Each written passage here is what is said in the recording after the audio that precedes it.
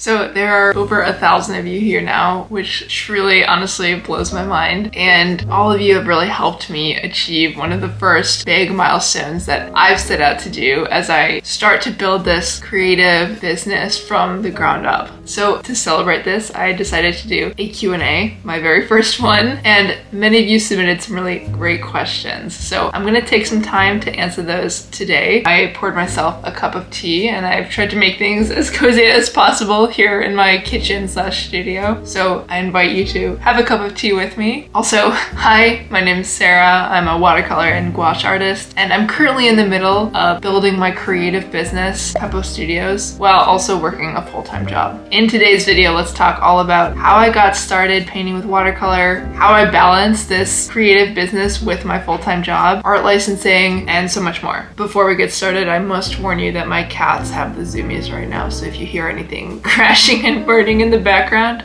well, you've been warned.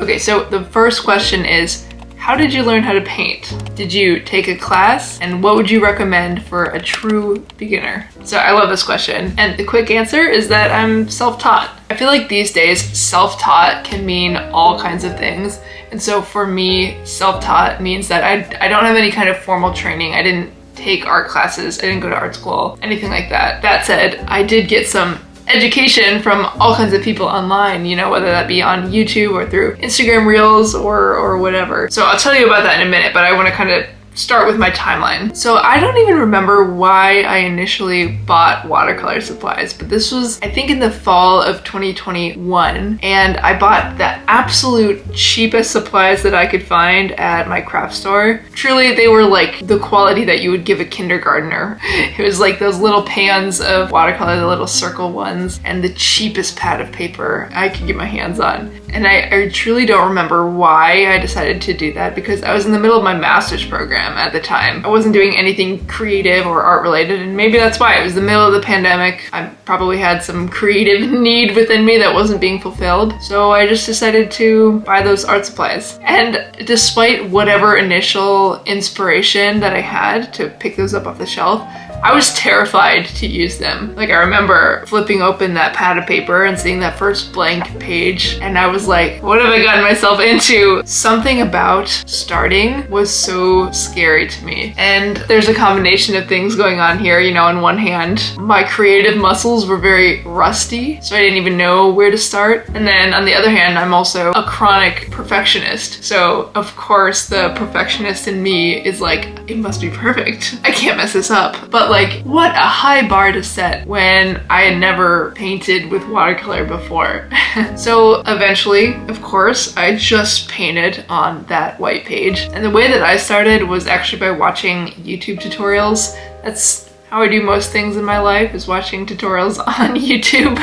But I started with some really basic how to paint with watercolor. If you search something like that in the YouTube search bar, I'm sure you're gonna find lots of videos along the lines of what I started with. And so I'm pretty sure my first page was just like swatches of my colors and then some sketches with basic watercolor techniques. So me kind of learning what wet on wet looks like, or wet on dry, or dry on dry, and things like that. So just trying to kind of figure out what these paints did and how they worked. I would recommend that for anyone who is a true beginner. Don't even stress about what you're gonna paint. Just have 1 page, 2 pages, 3 pages, however many you need that are throwaway, just to play with colors and techniques and your brush strokes, just for fun. That takes away the pressure of trying to make some kind of masterpiece in your first painting, which is just not gonna happen. So after I felt a little more comfortable with the colors that I had and, you know, the brush that I had and how to use water and control water, listen, I had no idea what I was doing, and I was no pro at this stage. I still felt really intimidated about, you know, what to actually paint. Like, I felt like I had no idea how to paint anything. So I went back to YouTube, as one does, and I remember watching a bunch of tutorials, YouTube tutorials. Anyone who's in the watercolor world on YouTube will know that there's all kinds of videos about painting loose florals and loose botanicals, so I watched lots of those, and many of them are so helpful. But to be honest, as a total beginner, I struggled a lot to paint in a loose style, which is funny. You would think that loose florals would be easier easier than something more realistic, but I don't think that's actually true. At least my brain wasn't trained to be able to think so abstractly about shapes and colors. I was very much like, I need to paint what I see in front of me.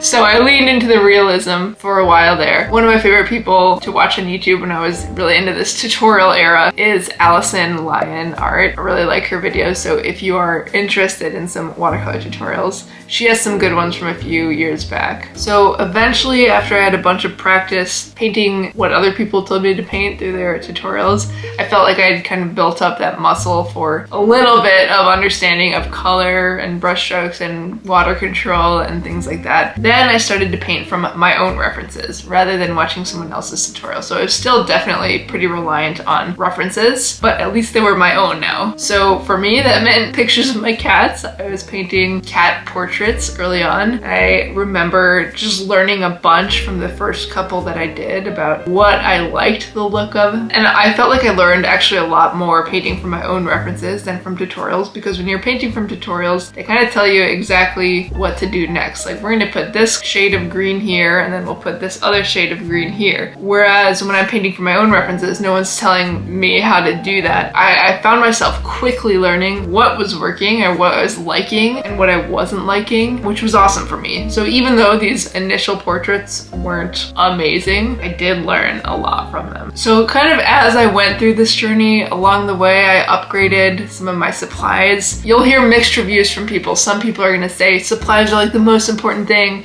and some people are gonna say you can make beautiful art no matter what your supplies are. And really, I think the truth is somewhere in the middle. There are some supplies that do make a big difference, and here's my recommendation. If you're gonna upgrade any of your supplies, your paper should be the first thing, which blew my mind when I was first starting. I was like, the paper feels like it should be the least important thing, but seriously, the paper makes a huge difference. So if you're curious, this is my go-to watercolor paper. It's my favorite. It's not cheap, but this is the most important upgrade that I made, if you ask me. But I'd say regardless of all the YouTube videos I watched, regardless of the supplies that I upgraded, I know this is kind of an annoying piece of advice, but truly the most important thing was to be consistent with my practice. So I was painting almost every day. Realistically, it would probably range between 3 and 7 days a week, but I'm averaging around 5 or 6 days a week that I'm painting at this stage. And I quickly had to let go of the pressure to make a perfect painting, and instead I was just painting. So I guess whether you're a total beginner or you're a little more seasoned, this is still the advice I would have for you, is to just build that painting muscle regularly, and you'll be shocked at how much you can learn just by doing that. Okay, the next question is, where did you begin to learn surface design / making repeating patterns? So this is a great follow-up to that last question. So I'll take us back to almost exactly a year ago now. So this was, I want to say, late November of 2022. So I had heard of repeating patterns before. I don't even know where I heard about them, maybe in those YouTube tutorials that I was watching, but I didn't really know anything about them, how you made them, what they were used for. But I had this like idea in my mind. I had this seed in there that I was like, there's something there. There's something you can do with those. Seems really cool. I don't really know what. So in November of last year, I was scrolling through Instagram and I saw this ad for a free 5-day workshop that Bonnie Christine was putting on, where she was just teaching the fundamentals of building a repeating pattern in Adobe Illustrator. So I took part in that workshop, and after those 5 days, I made my very first repeating pattern, and it was not beautiful at all. It was just made from some watercolor blobs or some Sharpie marks that I had made, and it's not cute, but it was my very first pattern, and I was so hooked. I was so excited, and I even recognized that day. I was like, well, this pattern is not something I would ever do anything with, but now I know how this works. I understand the logic of creating these repeating patterns, and like immediately I felt like this whole world of possibilities opened up. It was amazing. So that workshop was truly how I got started with surface pattern design. And since this video is also going up in November, if you are interested in starting where I started a year ago, keep an eye on Bonnie's social media, because she'll likely be hosting that same 5-day workshop again. After I made that first pattern, I was totally hooked, and I've basically been obsessed with making patterns since then. For the first few months, I continued playing around in Adobe Illustrator because that was truly all I knew. But because I was coming to this repeating pattern world from the watercolor world, I was struggling a little bit because I had this vision for what I wanted these patterns to look like, which involved this loose, flowy watercolor kind of look, and I was just not achieving that in Adobe Illustrator. Illustrator is a vector-based program which basically uses mathematical formulas, you'll hear this all the time, to create infinitely scalable images. So this is gonna look a lot more graphic, oftentimes a lot more blocky than what you'll see in something like Photoshop, which is a raster-based program, meaning as you enlarge an image, you keep zooming in closer and closer, you are gonna get some blur, some pixelation, because your pixels are only so big and you only have so many pixels per image. But I found that working with watercolors and translating them over into Photoshop maintained the integrity of them so much better than what I was seeing in Illustrator. So I decided to play around in the Photoshop world. When I started looking into it, I found way fewer resources out there about creating repeating patterns in Photoshop. There are a few that exist, but not a ton. So I was kind of piecing together what I could find, again, from YouTube tutorials. But at some point along here, maybe in January or February of 2023, of earlier in this year, I ended up investing in a Skillshare membership, and at some point I came across Kat Cocolette's class on creating a seamless repeat with watercolors, and that changed my life. That class gave me the fundamentals to do all of the pattern work that I do now. So if you're interested in making repeating patterns and you've been told or you've heard that you can only do it in Adobe Illustrator, I just want to tell you that that's not true. You can totally do it in Photoshop if that's more your jam. And a little self-promo, if you haven't seen or if you're kind of new around here, if you're curious to learn how you can make these patterns in Photoshop, I also actually have a free tutorial series here on my channel where I walk you through the process from the initial painting all the way through building the pattern and even recoloring it in Photoshop, which again, a lot of people think that you can't do. So that's on my channel. I can put a link to that tutorial in the description if that's something you're interested in watching. So anyway, since I took that class, it's just been a lot of practice to develop my techniques, to figure out what works the best for me, and it's still something that I'm continuing to refine with time. So practice, and then more practice, and keep making patterns, and that's kind of where I am now. All right, the next question is about the origin story for the name of my business, which is called Pepo Studios. There are actually a few of you who asked me this question, so I figured it should probably go in this video. The backstory here is that in summer of 2022, I knew I wanted to start some kind of creative venture, and I toiled over the name for a long time. And you'll hear a lot of people online, a lot of, entrepreneurship people online saying, don't worry too much about the name. People call you whatever you tell them to call you. But I had a few criteria for myself. I wanted something that was short and snappy and could be remembered, because I know there are businesses that I love that have really long names and I just can never remember what they're called. So I didn't want to have that problem. I didn't really want my business to be called my name. There's so many people who do that, and it works great for so many people. But really, there were two reasons for this on my end. Firstly, my full name just isn't like an artsy sounding kind of name. It doesn't scream business name to me, to be honest. And I also felt a little just like unsure security-wise about putting my full name as my business name. So that's kind of why I decided not to do that. When I first started this creative business, I was exclusively doing watercolor pet portraits, and I had this idea of like incorporating my cats into my business name, but I was also forward thinking because I was like, I don't really want to pigeonhole myself into the world of pet portraits. This is not what I want to do forever. So I don't want to call it like Sarah's Pet Portraits or something like that. So here's what happened. One of my cats is named Pumpkin. She's the reason that I have 3 cats. That's a story for another day, but basically she's a foster fail. She imprinted on me. Maybe I imprinted on her.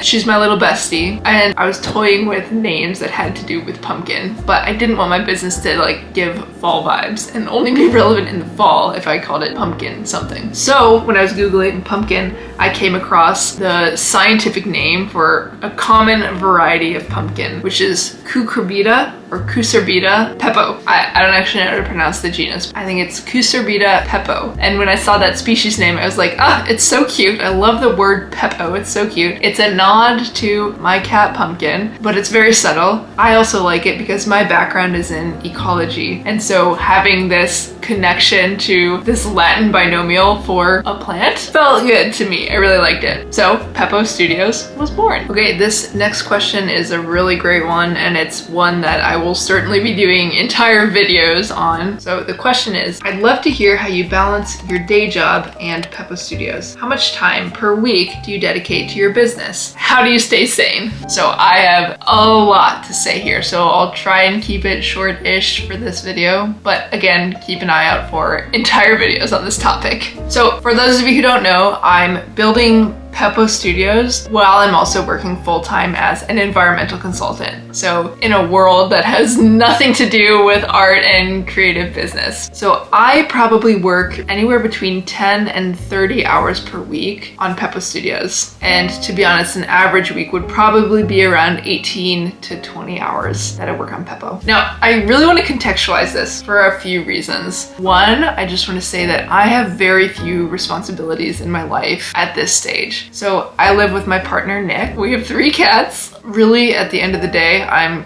responsible for myself and my cats. So I know right off the bat that this gives me a huge leg up over people who have a lot more responsibilities in their life than I do. I also want to make it clear in this video and throughout all my videos that I really do not want to promote hustle culture. You know, my message here isn't going to be, well, in order to do what I am trying to do, you have to work 40 hours a week at your office job and then hustle and do another 40 hours a week on this side thing. That's not me. That's not the story I want to tell. Truly, when I work on this Pepo Studios stuff, it lights me up inside. This is stuff I love to do. And if I didn't love to do it, I wouldn't be spending 20 hours a week on it. So really, I'm able to dedicate this much time to Pepo Studios because it has lit a fire inside me. I spend all day sitting in the office at my desk. I can't wait to get home and do some painting or film a YouTube video or work on my website. So I have this constant amount of motivation to get this work done. But I also have to say that putting this much time into Pepo Studios while also working a full-time job also does come at a cost. So again, this is one of those subtopics that could have an entire video dedicated to it, and I'm sure it will soon. But basically, my energy is not unlimited. And so when we think about the amount of time and energy I put into my full-time job and then the amount of time and energy that I'm putting into this Pepo Studios work, I only have so much time and energy that I can give to everything else in my life that also matters to me. It can be really hard to say yes to things that I know are taking time away from this business that I want to be working on and building so much. But then at the same time,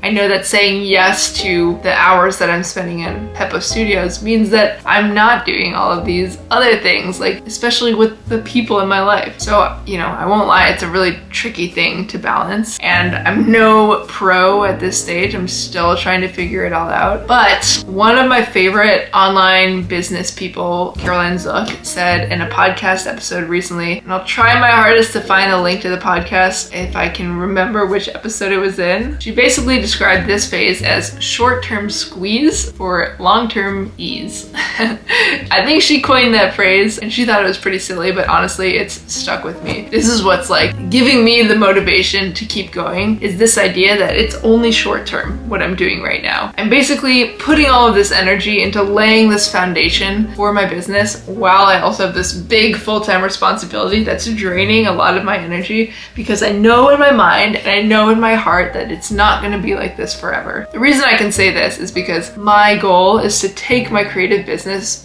full-time, hopefully in 2024, so stick around to figure out if we can pull that off. So to me, I can look ahead and know in my heart that it's worthwhile to put this time and this energy into building the foundation for my business, and knowing that I won't be expending this type of energy forever.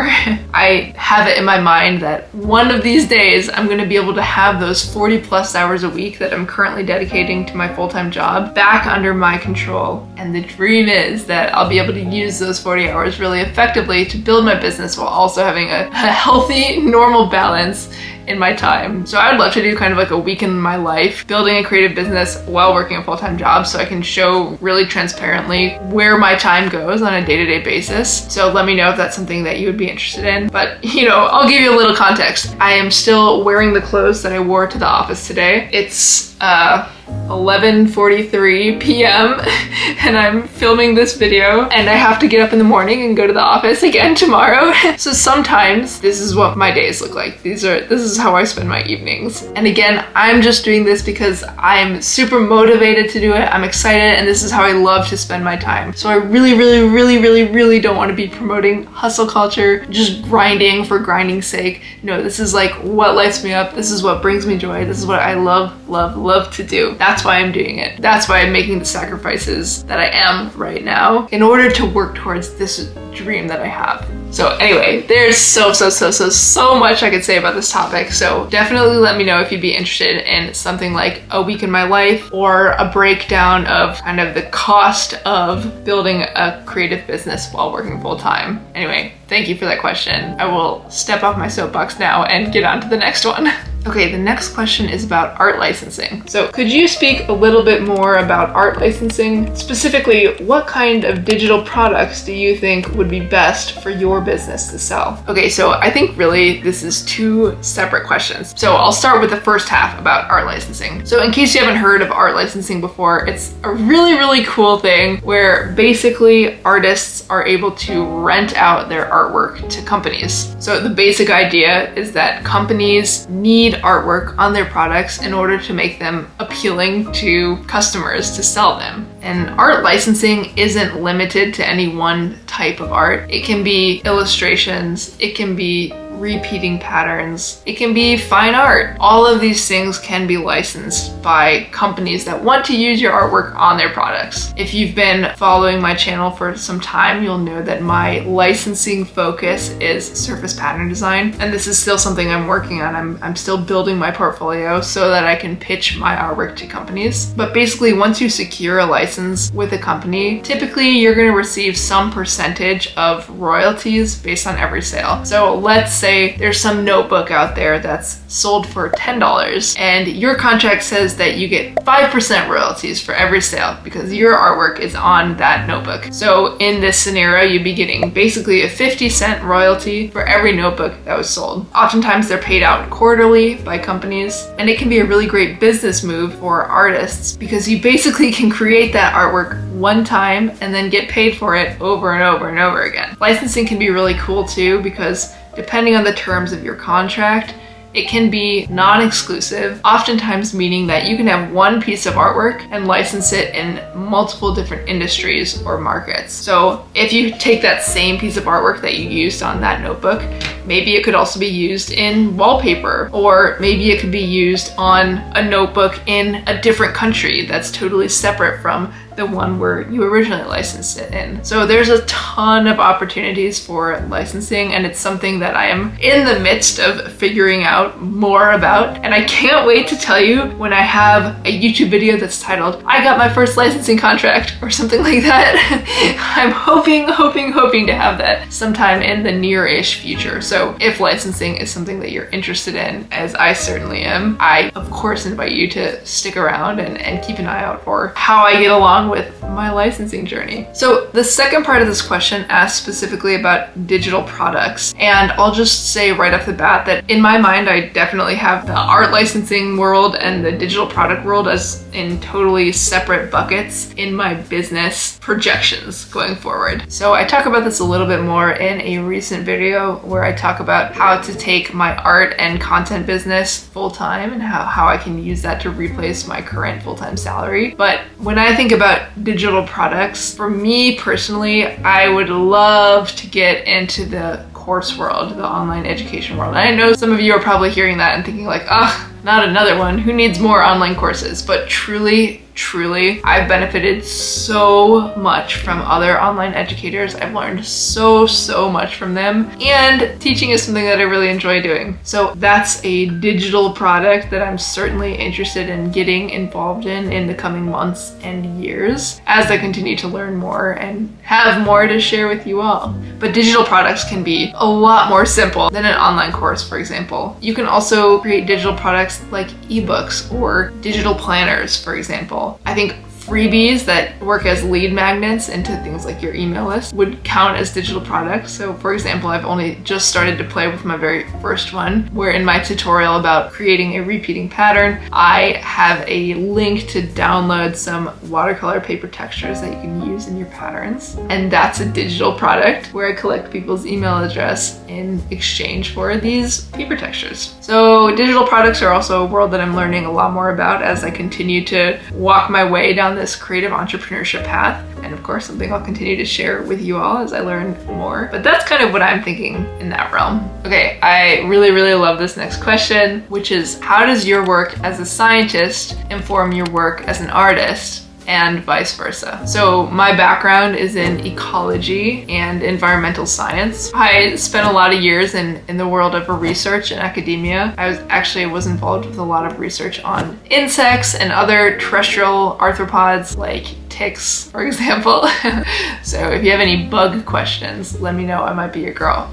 And this is actually another one of those topics that I have a whole list of notes going for an entire video, basically about why I decided to go into art, even though I have a background in STEM. But I'll provide at least a partial answer to this question here. What I can say is that basically, as long as I can remember, I know I always struggled with this designation of a left brain versus right brain. Like, I remember learning about this idea as an elementary schooler, and I think part of the exercise was to make some judgment call about ourselves to say, like, are you more of a left-brained person or more of a right-brained person? And even as like an 8-year-old or however old I was when I first learned about this, I was totally stumped by this question, because I was like, what? How could I be one or the other? Like, these two things are both so fundamental to me, to who I am. These two sides are like in constant balance, and when they're out of whack, when they're not in balance, I'm unhappy. So I was like, I am both. I am squarely in the middle of this right brain, left brain balance. And this is something I've carried with me throughout all of my life. So even though my formal training is in the sciences, I've always been looking for ways to bring the creative side into the more logical work that I've been doing. So in my work as a scientist, one of my very favorite ways that I've been able to find that confluence between the science world and the creative world has been through data visualization. So data visualization is like a whole industry, it's a whole specialization. It's basically exactly what it sounds like. It's any type of way that you can visualize different types of data. At its most basic form, this could be quantitative data, so numbers in something like a bar chart or something like that. Any kind of graph or figure that you would see, that's data visualization. You might not think of it, but even things like tables or PowerPoint presentations, these are also types of data visualization. But data visualization can also involve qualitative data. So it can be any kind of descriptive data displays. One of my very favorite projects that I've done at my current position as an environmental consultant was actually to be able to use my Photoshop skills